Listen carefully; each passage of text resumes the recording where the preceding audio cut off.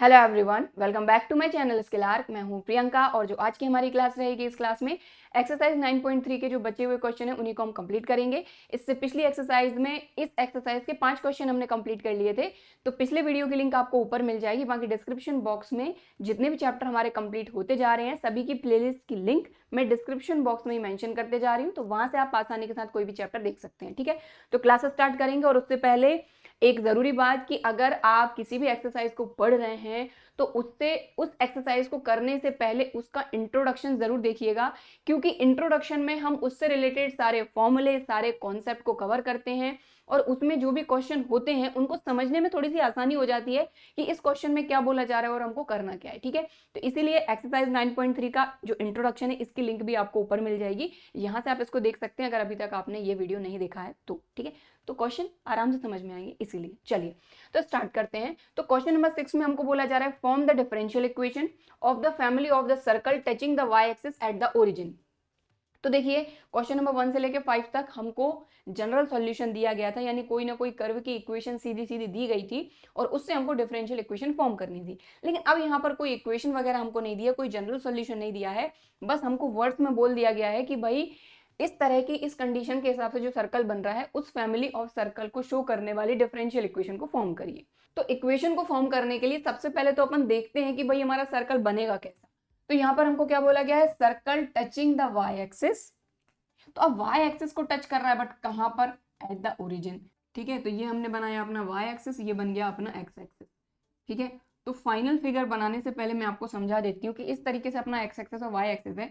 यहाँ पर बोला जा रहा है कि जो ये अपना सेंटर है ना, आई मीन ओरिजिन है ना, इस ओरिजिन पर सर्कल जो है वाई एक्सिस को टच कर रहा है। तो देखिए, कहने का क्या मतलब हुआ कि ये वाई एक्सिस को इस ओरिजिन पर टच कर रहा है, तो इधर से भी अपना सर्कल बन सकता है। ठीक है, और इधर से भी सर्कल बन सकता है। तो इस तरीके से बन सकता है सर्कल, चाहे ऐसे बना ले चाहे ऐसे बना ले, दोनों को बनाने में कोई दिक्कत नहीं है। ठीक है, चलिए तो बना लेते हैं यहां पर अपन। तो लीजिए, ये बन गया आपका सर्कल।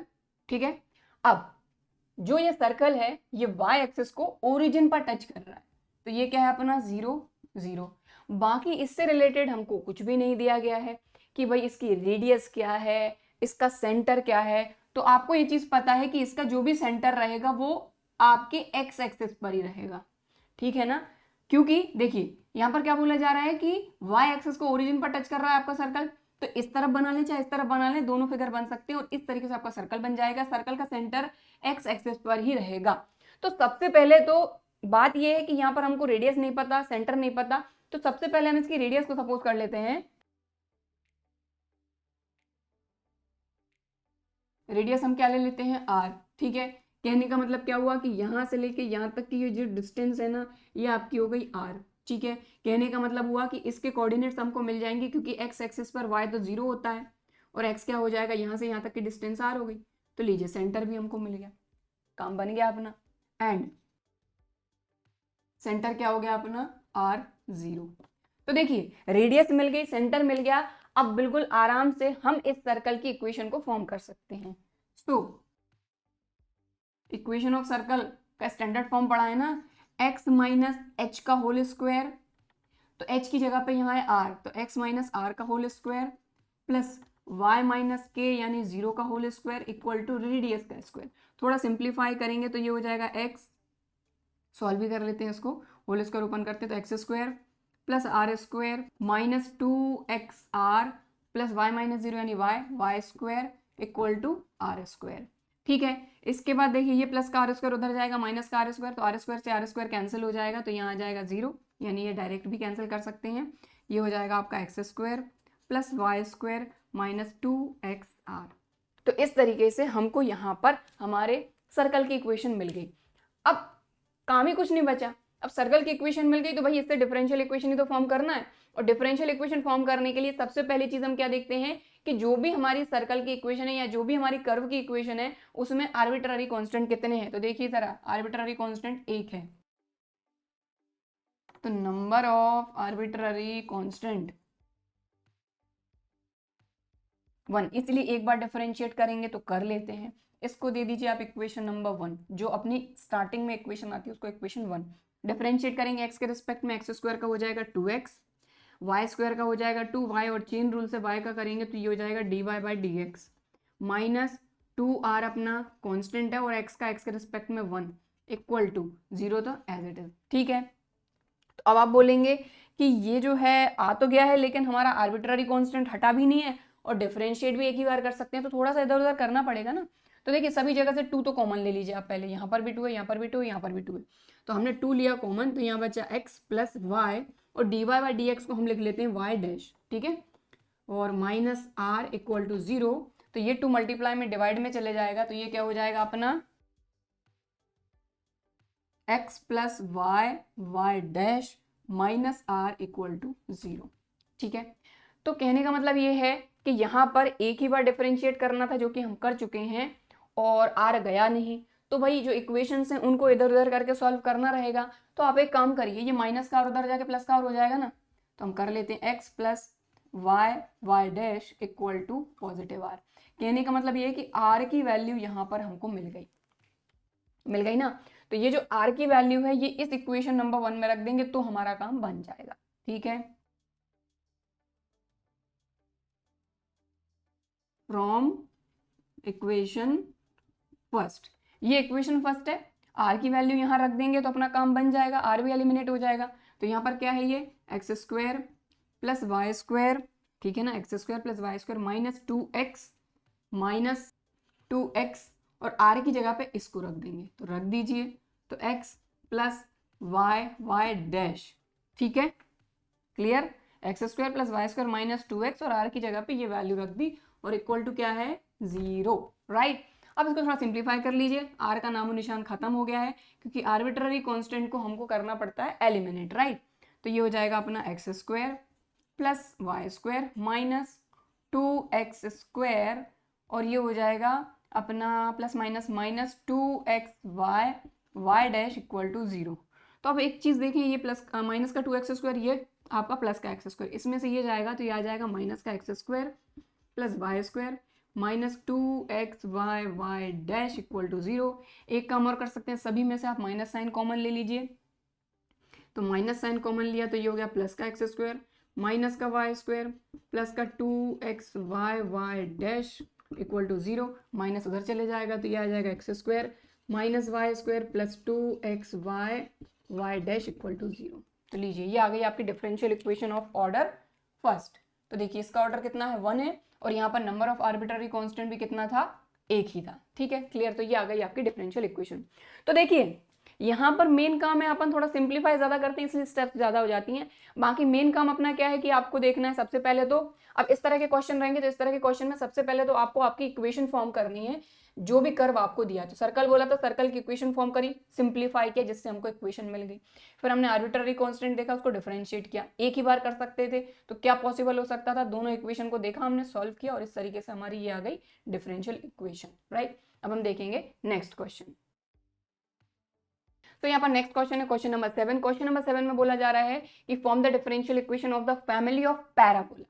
तो यहाँ पर अब पैराबोला से रिलेटेड सारे कॉन्सेप्ट क्लियर होने चाहिए कि पैराबोला को किस कंडीशन में किस तरीके से बनाया जाता है, rightward parabola, leftward parabola, upward, downward, और क्योंकि यहाँ पर सीधा सीधा हमको बोला गया है कि इसका वर्टेक्स ओरिजिन पर है तो कोई दिक्कत तो है ही नहीं। ठीक है, तो चलिए सबसे पहले बनाते हैं पैराबोला।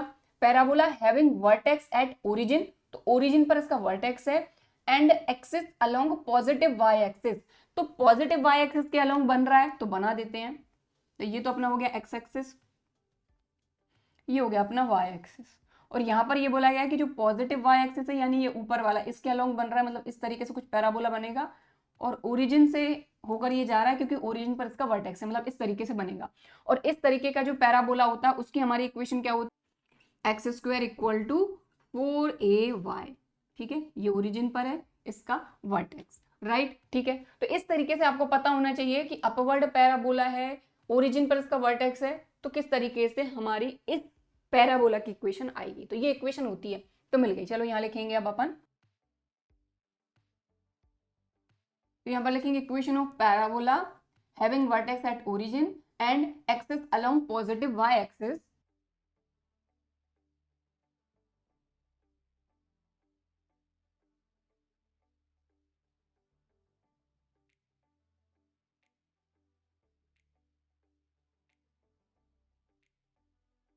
ठीक है, तो सबसे पहला काम अपना यही है इस तरह के क्वेश्चन में कि सबसे पहले तो जो भी हमको बोला गया उसकी इक्वेशन फाइंड करना।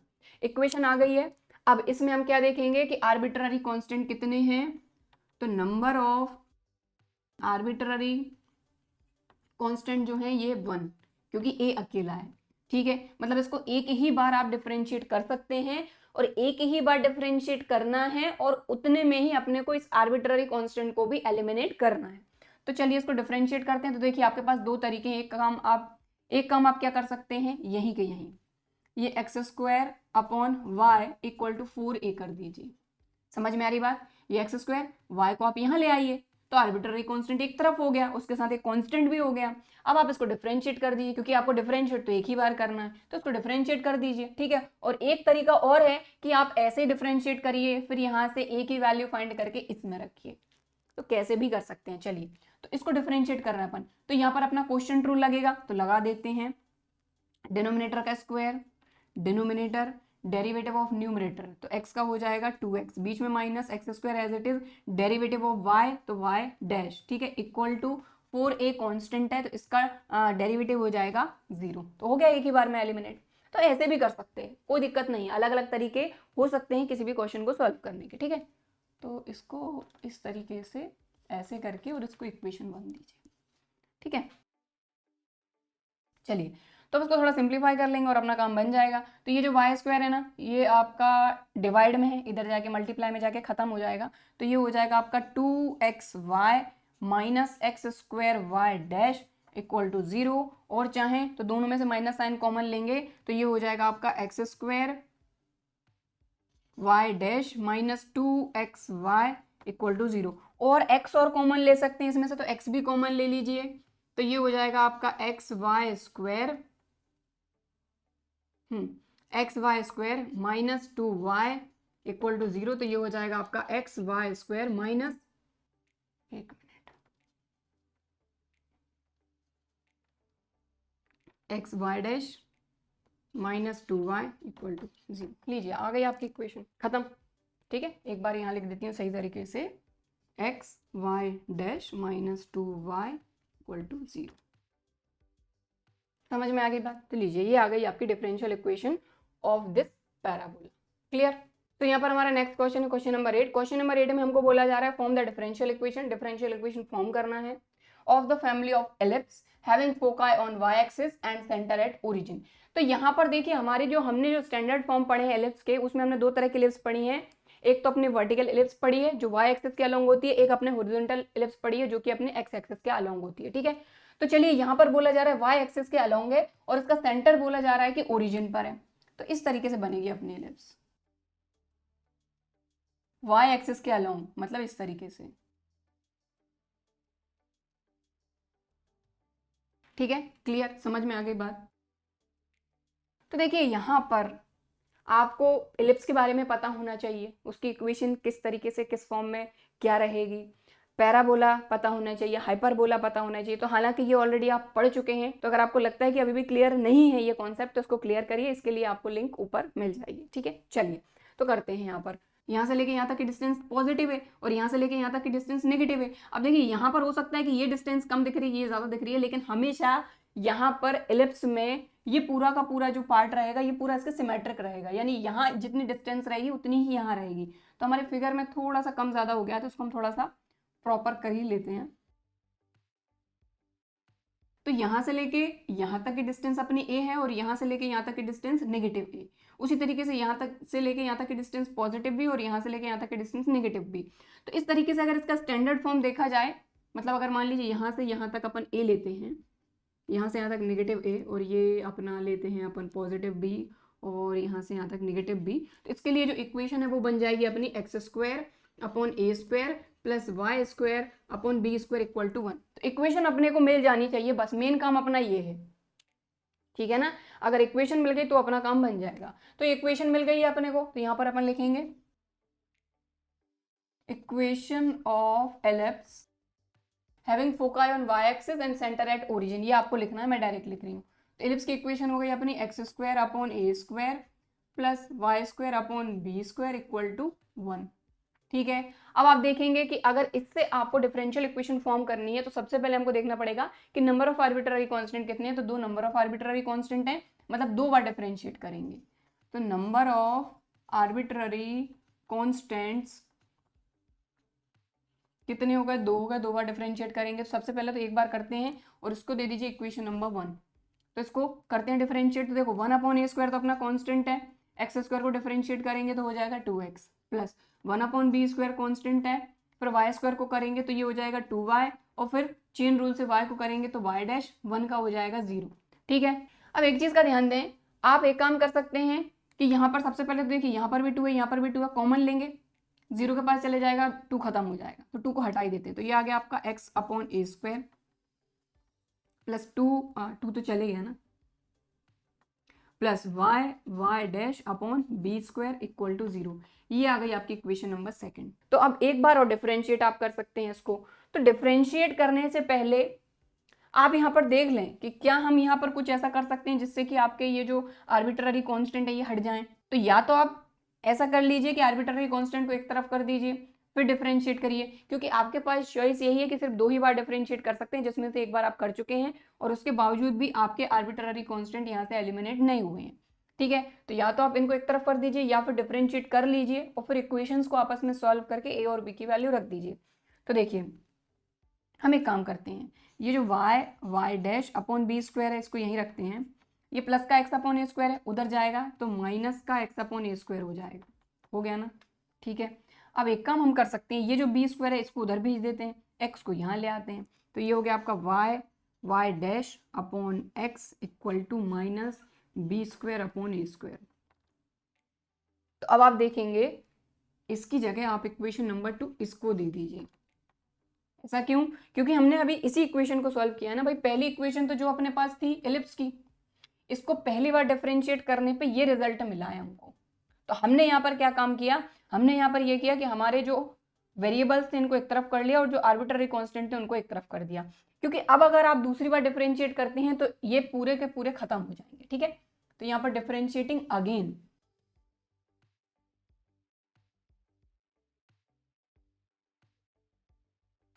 तो फिर से कर रहे हैं इसको डिफरेंशिएट। तो अब इसको डिफरेंशिएट करोगे, अगर आप इसको डिफरेंशिएट करोगे तो क्वोशिएंट रूल लगेगा, तो लगा दीजिए। तो क्वोशिएंट रूल कैसे लगाएंगे भाई, डिनोमिनेटर का square, denominator as it is, फिर न्यूमरेटर का डेरिवेटिव। अब न्यूमरेटर का जो डेरिवेटिव है उसमें फिर से एक फॉर्मूला लगेगा आपका प्रोडक्ट रूल, तो लगा दीजिए। तो y डैश में प्रोडक्ट रूल लग रहा है, तो y का डेरिवेटिव अगर आप करते हैं सबसे पहले, तो सबसे पहले y का डेरिवेटिव किया, ये एज इट इज। ठीक है। y का डेरिवेटिव किया, ये एज इट इज, फिर बीच में क्या लगता है आपका प्लस, फिर आपका ये y एज इट इज, और y डैश को डेरिवेटिव करेंगे आप तो y डबल डैश हो जाएगा। ठीक है, क्लियर।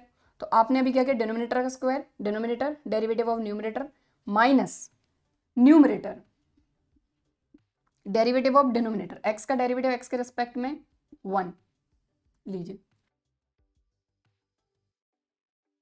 तो डिफरेंशिएट करते आना चाहिए आपको, इंटीग्रेट करते आना चाहिए, तभी आपका काम बन पाएगा। ठीक है, समझ में आ गई बात। अब इक्वल टू किस तरफ देखें तो ये है माइनस b²/a², ये है आपका कांस्टेंट, और कांस्टेंट का डेरिवेटिव करोगे तो वो तो आपको क्या मिलना है, 0। काम बन गया। ये जो x है आपका, ये आपका डिवाइड में उधर जाके ये भी खत्म, और इस x का अंदर मल्टीप्लाई कर देते हैं। तो आप देखिए y dash into y dash, ये हो जाएगा x y डैश का स्क्वायर, फिर x का इधर मल्टीप्लाई करेंगे तो ये हो जाएगा x y डबल डैश, फिर यहाँ पर minus y dash equal to 0। ये वाला x उधर चलेगा, खत्म। ठीक है, और क्या बचा हुआ है, बस कुछ नहीं, इसको थोड़ा सा अरेंज करना पड़ेगा। ये सेकंड ऑर्डर डेरिवेटिव है, इसको पहले लिखेंगे अपन। तो यहाँ पर अपन ने लिखा यहाँ पर अपन ने लिखा x y डबल डैश, ठीक, फिर प्लस x जो y डैश है उस पर स्क्वायर लगा हुआ है, और minus y dash equal to 0। तो ये आ गई आपकी differential equation of this ellipse. ठीक है, तो आप चाहें तो ऐसे भी कर सकते हैं कि सारे के सारे आर्बिट्ररी कांस्टेंट को एक तरफ कर दीजिए, पहली बार डिफरेंशिएट किया, आर्बिट्ररी कांस्टेंट एकदम एक तरफ कर दिए और अपने वेरिएबल अलग कर लिए, और फिर डिफरेंशिएट करूँ तो सीधा सीधा ये तो 0 आ ही जाएगा। बस इसको थोड़ा सा आपको अरेंज करना पड़ेगा। और यहाँ पर आप देखिए क्वोशिएंट रूल भी लगाया आपने और यहाँ पर प्रोडक्ट रूल भी लगाया, तो दोनों रूल एक साथ लगे हैं, ठीक है। और आप क्या कर सकते हैं कि भाई यहीं के यहीं इसी कंडीशन में आप इसको दूसरी बार डिफरेंशिएट करिए, फिर ए बी की वैल्यू फाइंड करिए और फिर वापस से रख के और फिर सॉल्व करिए, तो ऐसे भी कर सकते हैं, ठीक है। चलिए अब हम देखेंगे नेक्स्ट क्वेश्चन। सो यहाँ पर हमारा नेक्स्ट क्वेश्चन है question number 9। So question number 9 में हमको बोला जा रहा है form the differential equation of the family of hyperbola having foci on x axis and centre at origin. तो यहाँ पर अब आ गया हाइपरबोला। तो ये सारी चीजें हम पढ़ चुके हैं, पैराबोला, हाइपरबोला, एलिप्स, ये सारी चीजें हम पढ़ चुके हैं, ठीक है। तो यहाँ पर हमको कौन सा हाइपरबोला बोला जा रहा है बस हमको वो देखना है और उसकी इक्वेशन क्या रहेगी ये देखना है। दैट्स इट, हमारा काम इतना ही है। क्योंकि हाइपरबोला, पैराबोला और जो हमारी एलिप्स वगैरह होती हैं ये सारी चीजें ऑलरेडी अपन पढ़ चुके हैं, तो उनको डीप में पढ़ने की जरूरत हमको नहीं है। हमारा मेन काम है देखना कि भाई फिगर कैसा बन रहा है और उसके हिसाब से इक्वेशन क्या होनी चाहिए, ठीक है। चलिए, तो यहाँ पर हमको बोला जा रहा है कि जो हाइपरबोला है having foci on x axis, यानी एक्स एक्सिस पर इसकी फोकाई है, सेंटर एट ओरिजिन। तो कहने का मतलब ये है कि इस तरीके से आपका फिगर बनेगा ये, ठीक है। इसके जो कोऑर्डिनेट्स रहेंगे इस पॉइंट के, ये वाला जो पॉइंट है इसके कोऑर्डिनेट्स रहेंगे -a0, ठीक है। इस पॉइंट के कोऑर्डिनेट रहेंगे +a0। फोकाई आपका पहला वाला फोकस यहाँ रहेगा, दूसरा वाला फोकस यहाँ रहेगा। इस तरीके से ओवरऑल आपका फिगर बनने वाला है, ठीक है। बट हमको सिर्फ इतना देखना है कि इसकी इक्वेशन क्या रहेगी। तो इसकी इक्वेशन हो जाएगी आपकी x² / a² -y² / b² = 1। That's it. तो हमको इक्वेशन उठानी है। तो यहाँ पर हमने लिखा equation of hyperbola having foci on x axis and centre at origin is given by ये x² / a² -y² / b² = 1। ये हो गई आपकी इक्वेशन नंबर 1। क्लियर, ठीक है। अब इसके बाद क्योंकि इस इक्वेशन से हमको क्या फॉर्म करना है, डिफरेंशियल इक्वेशन, तो डिफरेंशियल इक्वेशन फॉर्म करने का जो तरीका है बस वही फॉलो करना है हर जगह। तो यहाँ पर नंबर ऑफ आर्बिट्ररी कांस्टेंट कितने हैं, 2, ए और बी, मतलब 2 बार डिफरेंशिएट करना है। तो सबसे पहले पहली बार डिफरेंशिएट करते हैं और डिफरेंशिएट करने के साथ साथ हमको यहाँ पर किसको एलिमिनेट करना है, हमारे आर्बिट्ररी कांस्टेंट को। तो सबसे पहले तो इसको हम डिफरेंशिएट करते हैं, तो इसका हो जाएगा 2x / a² as it is, -y² का हो जाएगा 2y, चेन रूल से y का हो जाएगा y' और upon b² as it is. 1 को डिफरेंशिएट करेंगे तो ये हो जाएगा आपका 0, ठीक है। क्लियर, दोनों जगह से आप देख रहे हैं 2 कॉमन निकल रहा है, तो 2 को कॉमन निकाल के इधर भेज देंगे तो वो भी 0 हो जाएगा। तो बचा क्या अपने पास, x / a² -y' upon b² = 0। अब यहाँ पर सेम टू सेम हमको वही चीज करनी है जो हमने एलिप्स में किया था, कि यहाँ पर आप चाहें तो देखिए इसको एक बार और डिफरेंशिएट कर दीजिए, यहीं के यहीं ए बी की वैल्यू किसी भी तरीके से फाइंड करिए और फिर आप क्या करिए यहाँ पर पुट अप कर ददीजिए। और एक काम क्या करिए कि जो आपके जितने भी आर्बिट्ररी कांस्टेंट हैं इनको एक तरफ कर लीजिए और हमारे वेरिएबल एक तरफ। तो देखिए ये जो y' है, ठीक है, ये आपका माइनस का उधर जाके प्लस का हो जाएगा कि नहीं। तो ये हो गया x / a² = y' upon b²। Clear, अब एक काम करिए, ये जो b² है, ठीक है, ये जो b² है ये डिवाइड में है, इस तरफ आएगा तो मल्टीप्लाई में आएगा, तो क्रॉस मल्टीप्लाई कर दीजिए, यानी b² इधर आ जाएगा, x इधर चले जाएगा। तो ये हो जाएगा आपका b² upon a² = y' upon x। तो अब आप खुद देख पा रहे हैं, इसको दे दीजिए इक्वेशन नंबर 2। अब आप खुद देख पा रहे हैं क्योंकि हमने एक ही बार डिफरेंशिएट किया है अभी, ठीक है, अभी एक बार और करना है। तो दूसरी बार करने से पहले हमने क्या किया कि यहाँ पर आर्बिट्ररी कांस्टेंट अलग कर दिए और हमारे वेरिएबल अलग कर दिए, ठीक है। अब हम दूसरी बार इसको डिफरेंशिएट कर लेंगे। तो इस इक्वेशन को डिफरेंशिएट करेंगे तो एक काम करते हैं, इसको थोड़ा सा और अरेंज करके लिखते हैं। ये वाले इधर लिख लेते हैं हम y' upon x = b² upon a², ठीक है। इसको दे दीजिए इक्वेशन सेकंड। अब हम डिफरेंशिएट करते हैं।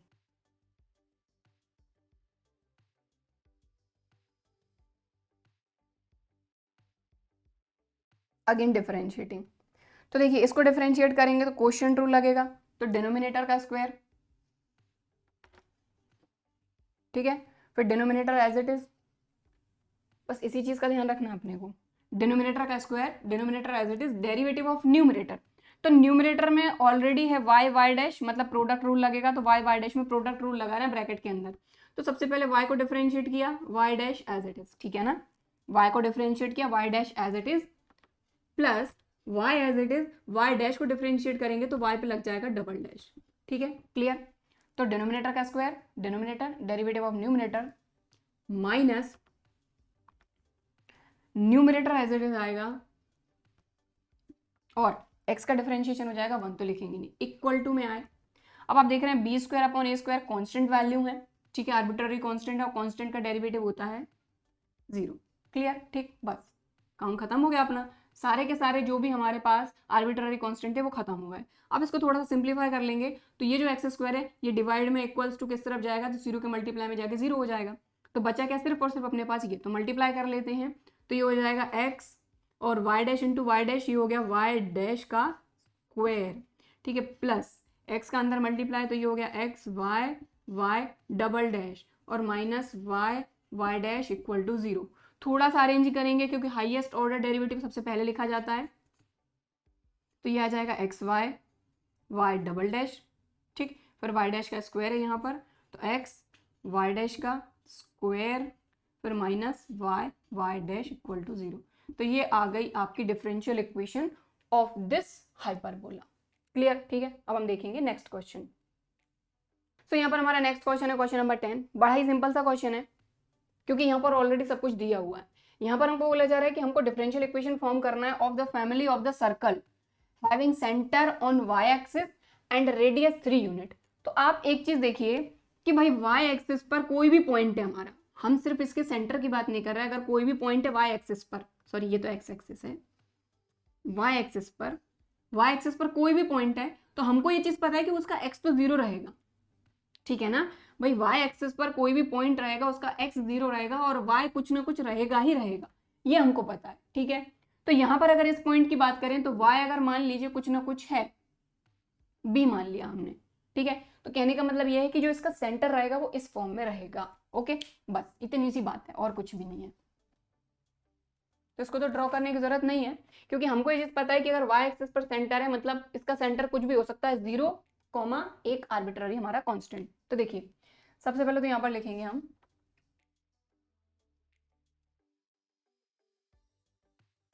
सर्कल का सेंटर क्या हो जाएगा, क्योंकि वाई एक्सिस पर है इसलिए इसका सेंटर हो जाएगा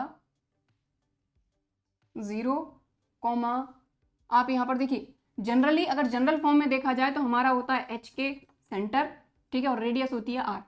तो चाहे तो 0 के ले लीजिए और के क्या है यहाँ पर आर्बिट्ररी कांस्टेंट, इस चीज का ध्यान रखें, ठीक है, where k is an arbitrary constant, ठीक है, और हमने 0 के फॉर्म में क्यों लिया, क्योंकि y एक्सिस पर सेंटर है और y एक्सिस पर कुछ भी रहेगा तो उसका y तो रहेगा बट x 0 रहेगा, ठीक है। रेडियस कितनी दी है, and radius r equal to हमको दिया है 3 यूनिट्स। तो सेंटर है, रेडियस है, सर्कल का जनरल फॉर्म हमको पता है, सर्कल की इक्वेशन बना लेंगे। सो x माइनस एच का whole square plus y minus k का whole square equal to radius का स्क्वायर, ठीक। तो h के, तो h तो है ही नहीं तो ये हो जाएगा x square plus y minus k का whole square equal to radius कितना है 3, तो 3 3 9, क्लियर, ठीक है। तो ये हो गई आपकी इक्वेशन नंबर 1, ठीक है। अब यहाँ पर आप क्या देखेंगे कि सबसे पहले तो ये देखेंगे कि अगर इससे आपको डिफरेंशियल इक्वेशन फॉर्म करना है तो यहाँ पर हम पहला काम ये देखेंगे कि यहाँ पर आर्बिट्ररी कांस्टेंट कितने हैं। तो हमको ये चीज पता है कि आर्बिट्ररी कांस्टेंट कितने हैं, सिर्फ और सिर्फ एक है, तो यहाँ लिखेंगे नंबर ऑफ आर्बिट्ररी कांस्टेंट्स 1 है। तो एक बार डिफरेंशिएट कर दीजिए इसको, ठीक है, तो करते हैं। तो एक्स स्क्वायर का हो जाएगा 2x plus y minus k का होल स्क्वायर है तो ये हो जाएगा 2y माइनस के, चेन रूल से y माइनस के का होगा तो y माइनस के का करते हैं, देखिए तो y का क्या हो जाएगा y डैश माइनस के का हो जाएगा 0, तो 0 को लिखते नहीं है, 9 कांस्टेंट इसका हो जाएगा 0। तो बस बात समझ में आई, ये बात समझना जरूरी है। हमने इस इक्वेशन को डिफरेंशिएट कर दिया है और एक ही बार कर सकते हैं, बस यही अपने पास ऑप्शन है, ठीक है। तो एक्स स्क्वायर का आया 2x plus y minus k का होल स्क्वायर था तो ये हो जाएगा 2y माइनस के और 2 माइनस 1 1 हो जाएगा, फिर y माइनस के का चेन रूल से करेंगे तो y का हो जाएगा y डैश माइनस के का हो जाएगा 0 क्योंकि वो कांस्टेंट है। चलिए अब क्या करा जाए यहाँ पर, तो एक काम अपन यहाँ कर सकते हैं, 2 कॉमन ले लो पहले तो 2 कॉमन ले लेते हैं, तो ये हो जाएगा x plus y dash y minus के, बड़ा ब्रैकेट लगाना पड़ेगा यहाँ पे, इक्वल टू 0। तो ये आ जाएगा आपका x plus y dash y minus k equal to 0। ठीक है, अब देखिए डिफरेंशिएट तो एक ही बार कर सकते हैं और एक बार हमने कर दिया, लेकिन इसके साथ साथ हमारा दूसरा काम ये भी है कि हमको यहाँ से आर्बिट्ररी कांस्टेंट हटाना है। बट ये जो आर्बिट्ररी कांस्टेंट है ये तो ऐसा का ऐसा ही है, ये तो हटा ही नहीं है। तो यहाँ से हम एक काम कर सकते हैं, आप इक्वेशन नंबर 1 में देखें y माइनस के है, इक्वेशन ये जो 2 आई है इसमें भी y माइनस के है ही। अब हम यहाँ से एक काम कर सकते हैं कि y माइनस के की वैल्यू यहाँ से फाइंड करके यहाँ रख सकते हैं, तो हमारा काम बन सकता है। तो कर देते हैं चलो। तो यहाँ से अगर y माइनस के को हटाना, तो सबसे पहले देखिए ये जो प्लस का के उधर जाके सॉरी प्लस का x उधर जाके माइनस का x, तो y dash y minus k equal to minus x, और ये y डैश मल्टीप्लाई में तो डिवाइड में चला जाएगा। तो लीजिए यहाँ से y माइनस के की वैल्यू हमने फाइंड कर ली फ्रॉम सेकंड इक्वेशन, सेकंड से y माइनस के की वैल्यू फाइंड कर ली, ये प्लस का x उधर जाके माइनस का x, और y डैश मल्टीप्लाई में तो आगे डिवाइड में।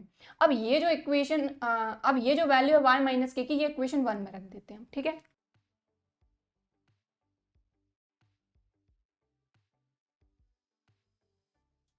ठीक है, तो फर्स्ट इक्वेशन में रख रहे हैं x square as it is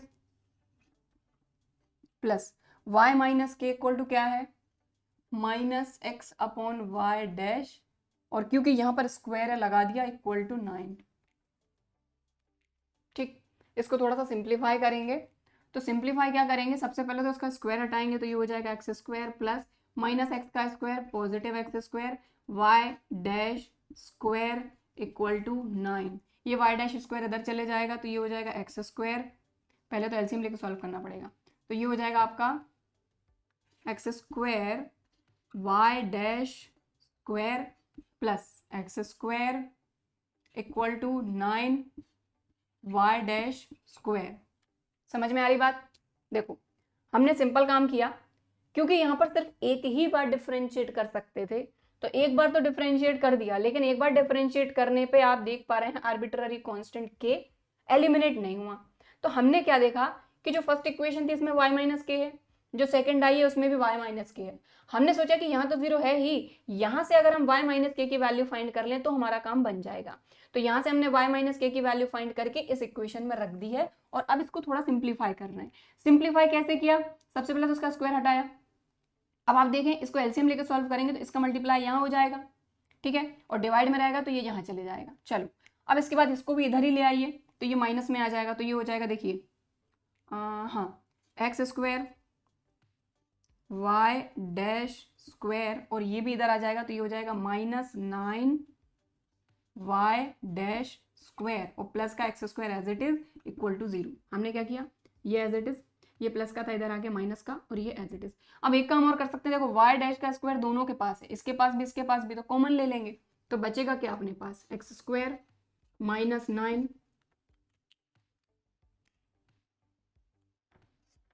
और ये आ जाएगा आपका y dash square plus x square equal to 0। बस इतना ही सिंप्लीफाई कर सकते हैं, और तो होगा नहीं।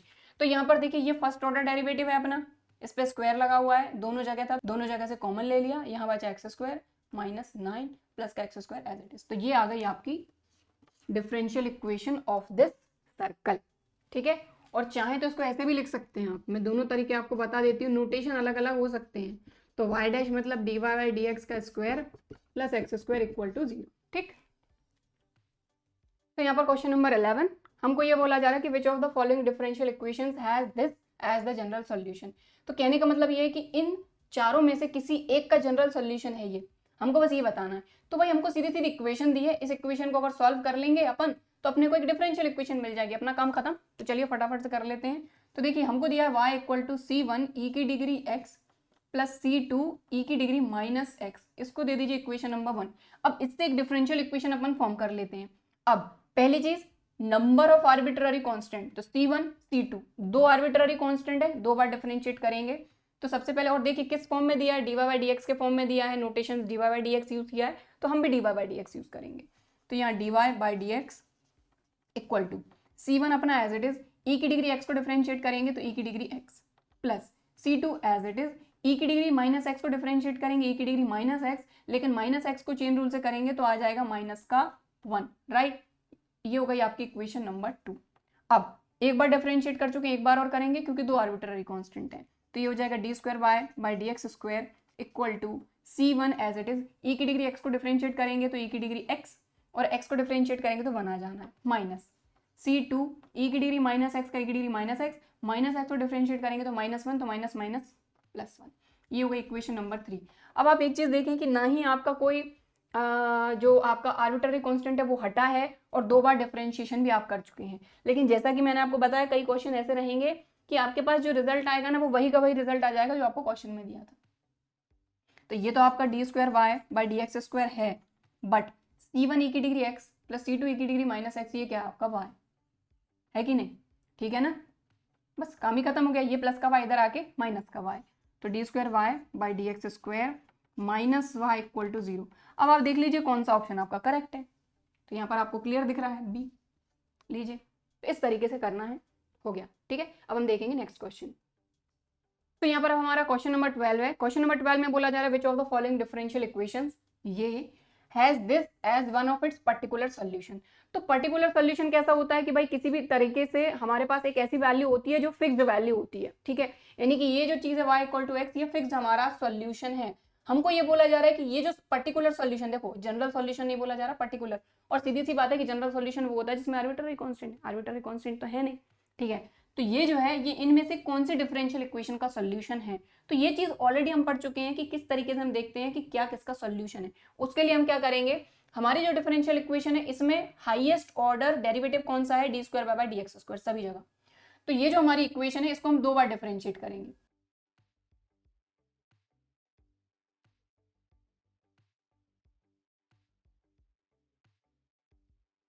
तो यहाँ पर हमने इसको कितनी बार डिफरेंशिएट कर लिया, दो बार, क्योंकि यहाँ पर जितनी भी हमारी डिफरेंशियल इक्वेशन है आप देख पा रहे हैं हाईएस्ट ऑर्डर डेरिवेटिव जो है ये अपना इसका ऑर्डर कितना है 2, इसलिए ये तो अपने को दिया हुआ था सोल्यूशन, ठीक है। हमने एक बार डिफरेंशिएट किया तो y का हो जाएगा dy बाई डी एक्स का हो गया 1, फिर इसको दोबारा से डिफरेंशिएट किया तो d square by d x square 1 का हो गया 0। अब हमको करना क्या है, हमको y की dy बाई डी एक्स की और D square by d x square की जो वैल्यू आई है ना ये इक्वेशन में रखना है। जिस इक्वेशन को ये वैल्यू सेटिस्फाई कर जाएंगी वही हमारा सोल्यूशन रहेगा। तो देखिए ध्यान से, सबसे पहले पहली वाली जो इक्वेशन है हमारी a, इसमें हम वैल्यू रखते हैं, तो d square by d x square की वैल्यू कितनी आई है 0 minus x square, d y by d x की वैल्यू कितनी आई है हमारी 1 प्लस एक्स, और y की वैल्यू अपनी कितनी है x इक्वल टू क्या है एक्स स्क्वायर, तो ये हो गया minus x square plus x square equal to x. तो आप देख रहे हैं एक्स स्क्वायर से एक्स स्क्वायर गया तो ये क्या आ गया अपना 0 इक्वल टू एक्स। तो क्या ये दोनों इक्वल है, नहीं है, ए ऑप्शन नहीं है। अब अपन बी की बात करते हैं, ए अपना नहीं है।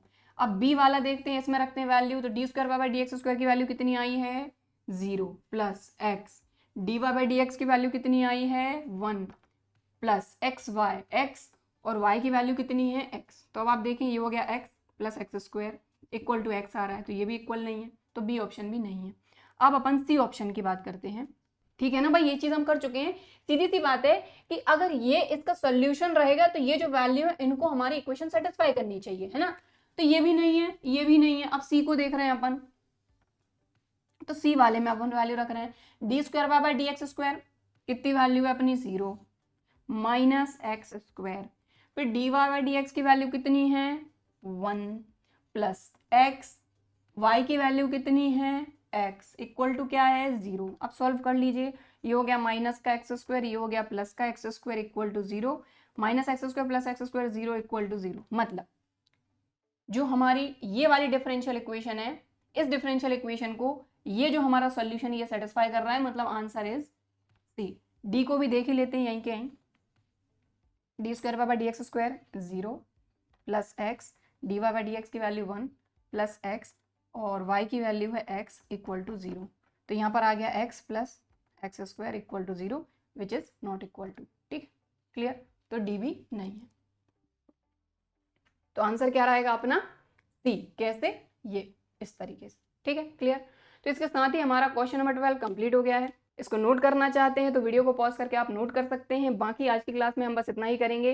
इस क्वेश्चन के साथ ही हमारी ये जो एक्सरसाइज 9.3 थी ये कंप्लीट हो गई है। और आई होप कि आज की क्लास में हमने जो क्वेश्चन किए हैं ये आपको अच्छी तरीके से समझ में आए होंगे, वीडियो भी पसंद आया होगा। वीडियो पसंद आया है तो लाइक ज़रूर करिए, और अगर अभी तक चैनल को सब्सक्राइब नहीं किया है तो इसी तरह के और वीडियोज़ के लिए चैनल को सब्सक्राइब ज़रूर करिए। चलिए फिर मिलते हैं अगले वीडियो में, तब तक के लिए बाय एंड थैंक यू।